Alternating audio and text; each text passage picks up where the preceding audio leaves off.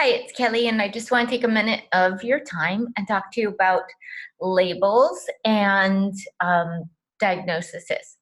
So there's been a lot of research lately on the Western medical model and their lack of abilities, and it's actually been it's pretty dramatic. I've posted it on a couple of different things, and it'll be on my website.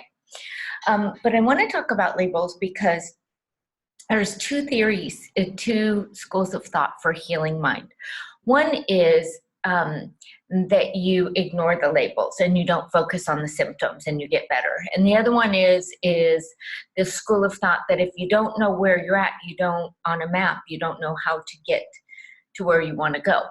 So there's some truth in both. It's kind of one of those both and things. And for my personality type, growing up young and being a blue baby when I was born and having my mom blood trying to kill me and having 4 complete blood transfusions first day of my life, and being a go-getter, living life at total, like, full stop, like never, ever, ever did I let any of the medical stuff that I was diagnosed with impede my abilities to be a high-level functioning, very successful person in many facets, social and spiritual and business and mothering, etc.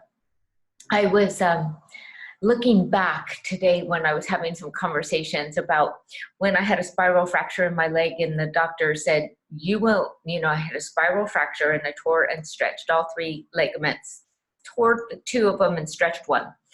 And he said, you will never run again. And I was running within a short period of time. And I was diagnosed with ulcerative colitis in 96 or 97. And I never complained about it. I just kept on working, and it just was a moot point.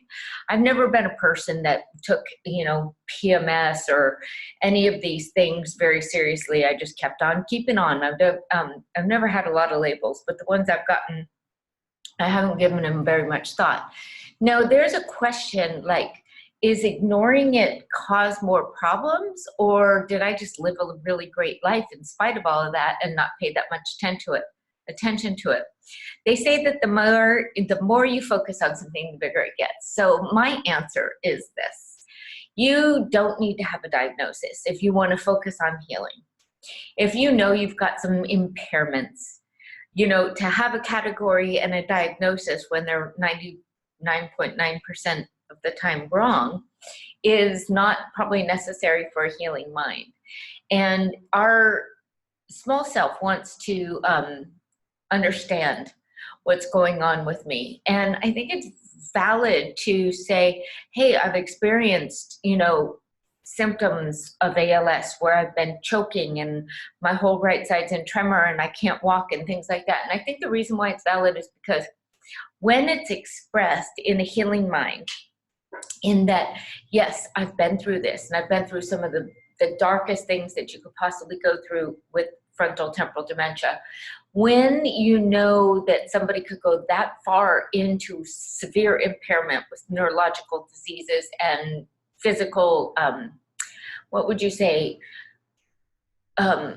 movement disorders, that you can return from that, I think it's epic. And I think it's important to articulate that I couldn't breathe, that I was choking, that fluids were coming out of my esophagus, that I had issues with incontinence, that my jaw felt like it was breaking and it sounded like broken glass when I would open and close it. Like, these things I think are not something that I looked at with horror. What I did instead was, when it was at my very worst, instead of saying, I want this to be different, I said, this may be the best it is. So I'm going to be grateful. And then from there, when I was trying to get out of bed and get myself to walk, when I would walk in gratitude that I could even, slide out of bed, and that I could use my mind to say, okay, right foot out, left foot out. Like, I was grateful. I was thanking the parts of my brain that still worked. I was thanking the parts of my body that still worked. So I feel that when you come from it with this, okay, I'm going to reconcile this and I'm going to get okay with this because it may never improve. So I have to find my happy spot here. And then from there, if it improves, yay. And if it doesn't, I found my happy spot, yay. But I'm not saying that something's wrong now that needs to be fixed. I'm just transforming what is so right now. Instead of saying this isn't so, I'm transforming what's so. So I think that might be a great little articulation, because the topic came up today from a person who's actually got a lot of labels. And, you know, I was trying to say, you know, I haven't had a pattern of having a lot of labels in my life. I've had a pattern of being very successful and living to the max and have a great reputation on my life for the most part. And where I didn't, I've cleaned it up.